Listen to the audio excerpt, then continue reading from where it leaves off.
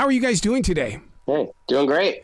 Thanks for having us. Worst-Case Scenario Survival. This book is so up my alley because I have been preparing for what is happening in this world today. And we need a book like this to plant some seeds to learn more about this thing called survival.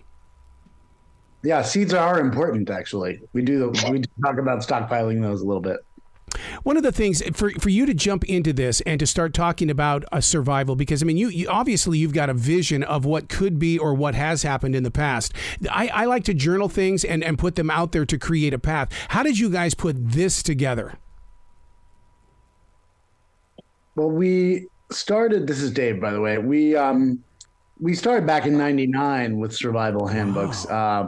This was, when Y2K was about to hit, and we thought the grid was going to shut down for the first time.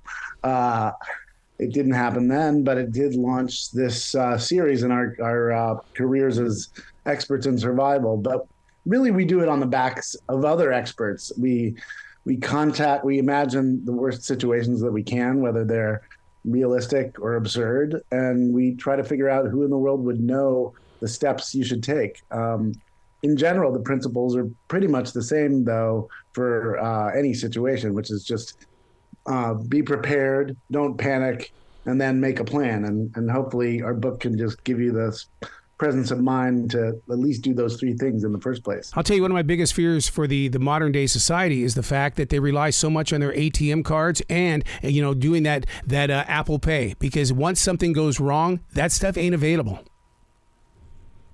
Yeah, totally. And we definitely cover that. I mean, in terms of what happens if we get to a place where we no longer have this digital economy, right? Money is all digital. So it's, people think, well, I'll hoard gold or I'll have gems. And it's kind of like, well, yeah, maybe for the first 2 years. And then when people realize what you need is a barter economy, that stuff's going to be worthless, right? Gold is just ornamental. It doesn't have any intrinsic value. So we do talk about one of the things we do talk about in the book is kind of preparing your finances for the, apocalypse and then post-apocalypse. It's kind of like a tongue-in-cheek book, but at the same time, I mean, I was hoping that instead of COVID, I wish that it would have been the zombies. At least we would, we're kind of educated on taking care of zombies in this nation. Yeah, we could. I mean, it's potential that there could be a viral pandemic that affects the brain in some way and really turns us rabid. That's sort of what I would imagine happening in a zombie apocalypse more than the undead rising. But I mean, that was kind of a dress rehearsal, I think, right? COVID certainly killed millions of people, but it also could have been a heck of a lot worse. And hopefully we learned some lessons in terms of preparedness for the next pandemic. How do you train somebody to basically eat a dead rodent? Because I mean, I'll eat outdated stuff such as sauerkraut, but man, a dead rodent, I don't know if I could go there. Well, I mean, I think, sewer rat would probably be pretty low on the list, but there are other animals that certainly people eat regularly, right? You could, squirrels have a little nutty flavor, and there's, chipmunks, and, there's lots of wild animals that are edible. So we do cover the preparing, gutting and preparing, skinning, gutting and preparing wild animals, but also insects and grubs, and, how to kind of sustain yourself on some of this stuff that, may not be your first choice, but, you can actually get by on, getting protein from some of these things.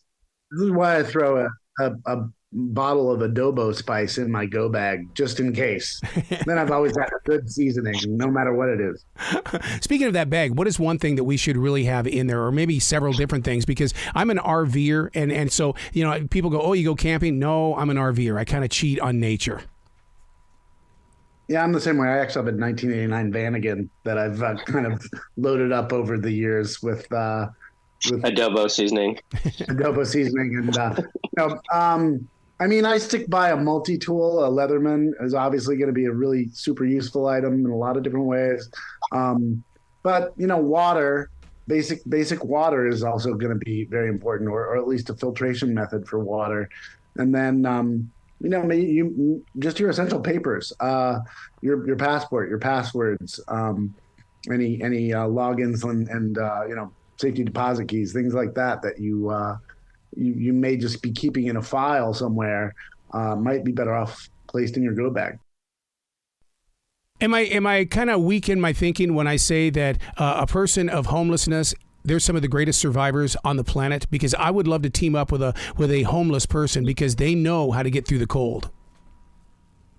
Right. I mean, part of it is, right, what do you have enough for various types of climate, right? What if what if you're forced to depopulate some area, or everybody has to move south or move north, and having the right clothes and the survival gear to survive multiple different types of climate. I mean, I think some of it, obviously, if you're homeless, it's by necessity, and if you have some level of preparation, I think you can you can be a little bit better prepared for the unknown. I mean, we talk about trash bags, right? Duct tape, things you can use to build shelter, or waterproof, items that you have. So, some of these things that they're just simple things that you have around the house, and you don't necessarily think that you may be able to use, a coffee filter as a particulate mask for wildfires. So we do talk a lot about things that you have around the house that can be used in survival situations. But I love that. What if I love the thought that, I think that's a great thought, and probably a great premise for a movie or something, that the homeless actually become the ones who have all the power post-apocalypse. Mm-hmm. You talk about people on the move, and right away I'm thinking of Gaza as well as I'm thinking of Ukraine, and those people had to replant their lives somewhere in a different country, and it's like, could we survive something like that? And how could we even get up to a border and try to get across that line if they're saying no? Yeah, I mean, we do cover how to sneak across a border. I did, we talked to an agent that has done this. It will remain nameless, but told us how to scope out a border, how to look for proper places to cross, how to create distractions. I mean, again, this is kind of getting down to where you're really in a serious life or death situation, and you have to cross the border illegally. But we also talk about how do you immigrate legally. So I mean, I think there are different ways you can do it in a worst case scenario situation. Obviously, a lot is going to depend on if the country is really trying to keep you out, which is what we see in some of these these difficult geopolitical situations. I think one of the greatest tools that you talk about in this book, and it's not even a man-made tool, but it's a self-made tool, and that is learning how to pick yourself up after a big change in the moment. You've got to be in control of your emotions and patience. Yeah, I mean, like I said earlier, the key to surviving, one of the keys, is just not panicking. And so, yeah, keeping hope alive when it seems hopeless is an amazing survival skill in and of itself. It'll give you the presence of mind just to take it moment by moment or day by day. And, to be honest, I think those kind of mindfulness skills, things that help you be in the present and break your stress response, physical exercise, in addition to meditation, these things can really break that fear reaction, kind of short circuit your hypothalamus and get you back on track to feeling like maybe you can do something rather than just remain hopeless. Wow. You guys are going to come back to this show anytime in the future. The door is always going to be open for you. Thank you. Oh, thanks, Sarah. Appreciate that. Well, you guys be brilliant today, okay? You too. Be safe out there.